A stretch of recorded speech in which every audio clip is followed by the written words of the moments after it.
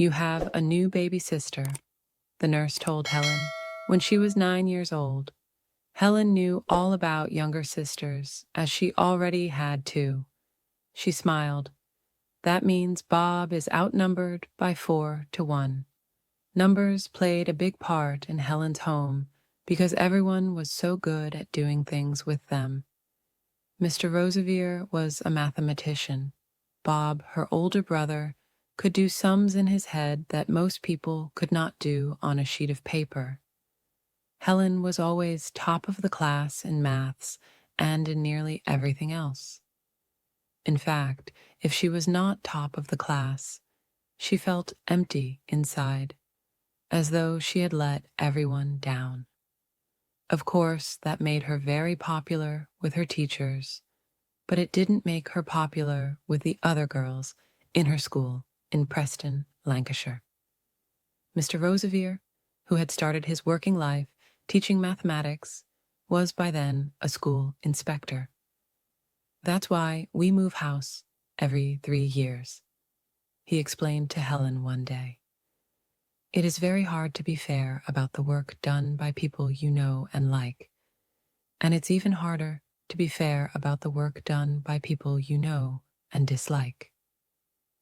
I dislike moving schools so often, Helen replied. It's not for much longer, smiled her father. By next year, you'll be ready to go to boarding school. In 1937, when she was 12 years old, Helen went to a boarding school in the north of Wales. It's different from the other schools father and mother took me to see, she thought, looking round her fellow pupils. One thing made it especially different and really very modern for its day, and that was the summer uniform. Instead of wearing school dresses and hats, the girls wore culottes and different colored short-sleeved shirts that opened with 3 or 4 buttons at the neck. Of course, they didn't call them culottes in those days. Helen felt they were known as divided and very much skirts. The new girl. However, before very long, she had the beginnings of a friendship with a maths teacher. Because she loved maths and did it so well, her teacher remembered her name very quickly. And as she was an excellent reacher, the woman enjoyed her excellent pupil. But not everyone did. Teacher's pet, she heard girls whisper from time to time, though she couldn't always pick out who had said it.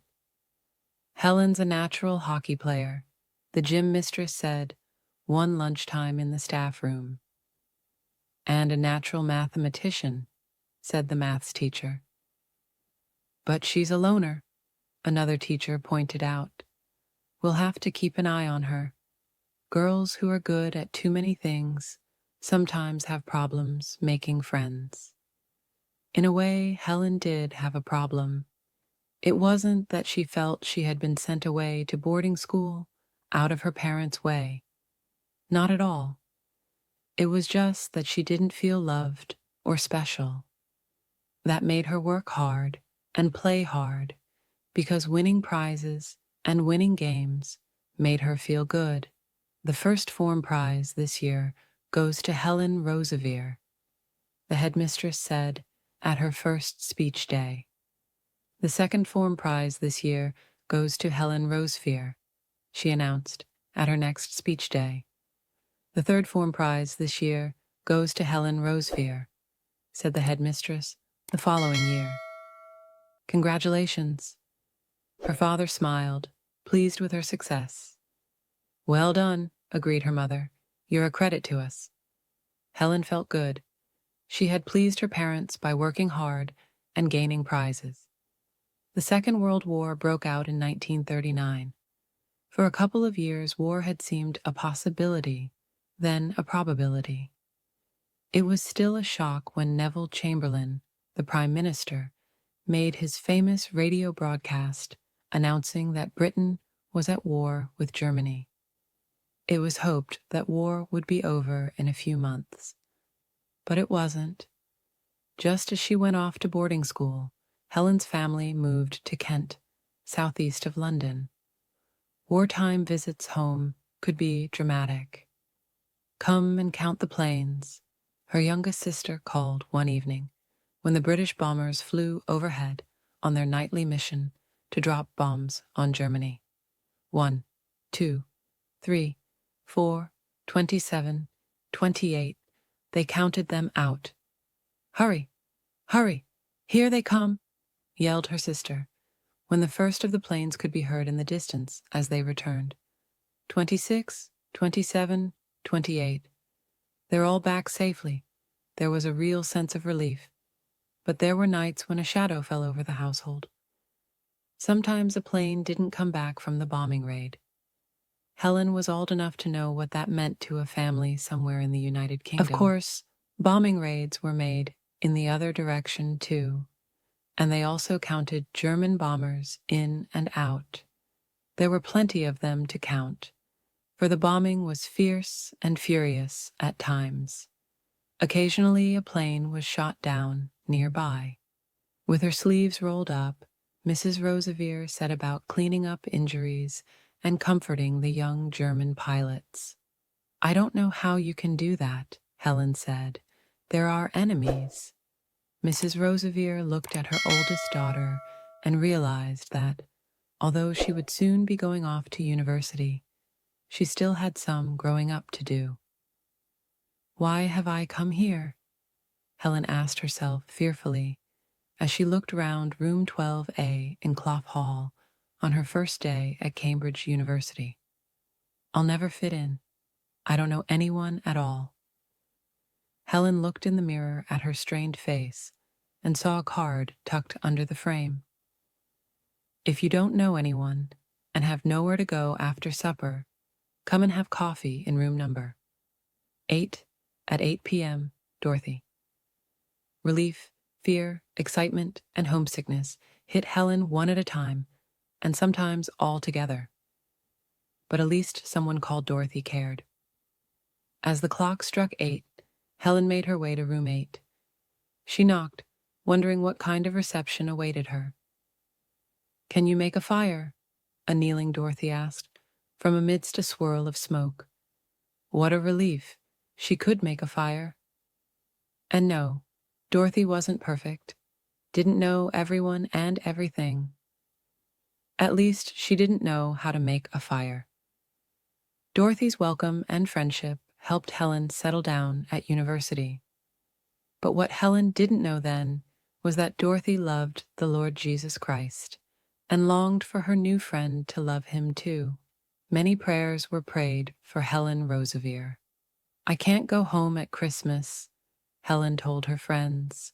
"My young sister has mumps. Why don't you come to the house party at Mount Hermon Bible College?" she was asked. That's just what she did, and that house party changed her life. "I'm a failure," Helen wept at the end of her last full day there. Tears poured onto her pillow as she lay, face down, on her bed. In desperation, she prayed for God to show himself to her. Raising her eyes, she saw a Bible verse on the wall. "Be still and know that I am God," she read. Suddenly, her heart filled with peace and joy. She was still, and for the very first time, Helen knew God. "Look at Helen," a fellow student whispered, when she eventually went downstairs again. "Her face is absolutely shining." From that day on, Helen's aim was to discover what the Lord wanted her to do with her life, and to do it as best she could. "I don't need to struggle to please people now," she realized one day. "My life's work is to please my Heavenly Father." After graduating from university as a doctor, Helen set off for the Belgian Congo, known today as Democratic Republic of Congo, to serve as a medical missionary with World Evangelization for Christ, WEC. On Friday, the 13th of February, 1953, in London's Liverpool Street Station, a crowd of friends gathered round her. As the time drew near for Helen's train to leave, an accordion played the first line of a well-known song, and those who had come to see her off joined in the words, "God be with you till we meet again." The whistle sounded, the railway guard waved his green flag, and Helen watched as her friends faded into the distance, arms still waving until they could no longer be seen at all. Helen's journey ended as it had begun, with crowd around her. "Welcome to Ibambi," said a red banner strung across trees decorated for the occasion. Africans and Europeans sang and smiled and laughed all around her. "Welcome home, dear," said Jessie Scholes, a senior missionary. Then Pastor Ngugu spoke on behalf of them all. "We, the Church of Jesus Christ in Congo, and we, her elders, welcome you, our child, into our midst." Helen's heart filled with joy.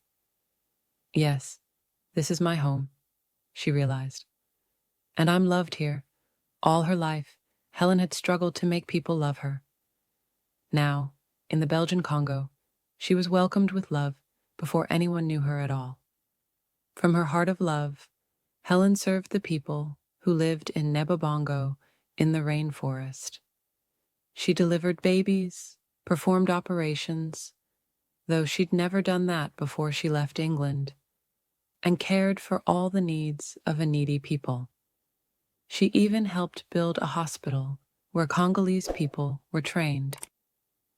There didn't seem to be enough hours in the day to do all that needed to be done. Helen's African friends began to call her Mama Luka, and the more people Mama Luka treated, the more people wanted to see her. But Helen never forgot that she was there to share the good news that Jesus is Lord. It was during a prayer time with some orphan children that a very special thing happened. Helen told the boys and girls about a mother who had died, leaving a tiny new baby and a 2-year-old daughter. "The baby needs to be kept warm," she explained, "and our very last hot water bottle has burst." Ruth, a 10-year-old orphan, prayed for God to send a hot water bottle today, and a dolly for the baby's sister. Help, thought Helen. Not a single parcel had arrived in all the 4 years she'd been there. But a parcel did arrive that very afternoon. The orphans watched it being unpacked, and there was a hot water bottle. Ruth rushed forward, knowing what else was inside. She was right. At the very bottom of the parcel was a doll for the baby's big sister. 12 years after Helen arrived in Congo, there was a rebellion in the country, the Simba Rebellion. White people were no longer welcome, and some were cruelly treated. Dear Mama Luka was attacked most terribly. But even as it was happening, she knew God was with her in a very special way. What happened was so awful that many people reading about it in the newspapers back in the United Kingdom thought Helen would come home, find a job as a village doctor, and try to take life easy. God's plans were different. As children, we moved home nearly every 3 years, Helen remembered, when talking to a new friend in 2006, over 40 years later. I didn't know that he was preparing me to move from place to place and job to job for the rest of my life. "I know you were a missionary doctor till the troubles in the Congo," her friend said. "But what else have you done?"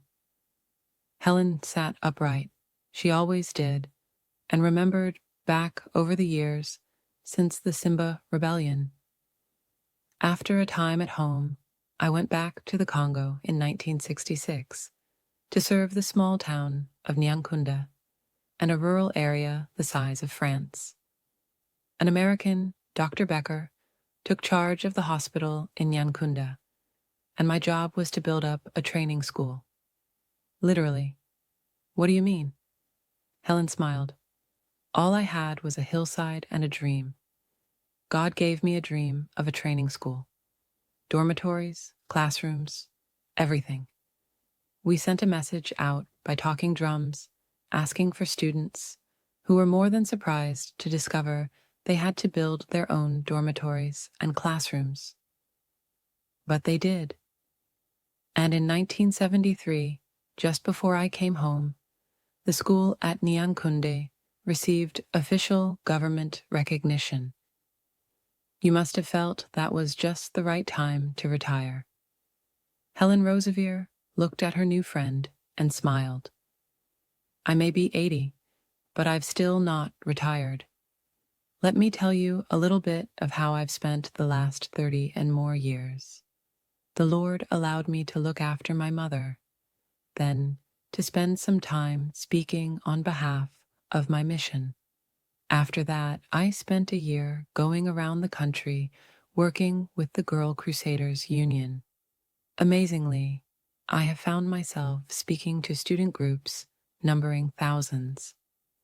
God has taken me to Europe, America, Australia, and the Far East, even to one country I can't name, for fear of Christians there being persecuted.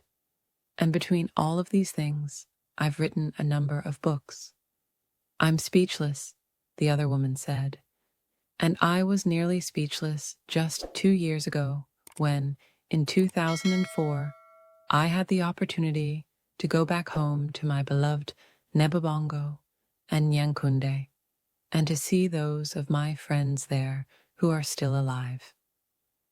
One day I'll see the others again, when we're all home in heaven with Jesus. Dr. Helen Roseveare died and went home to Jesus in 2016.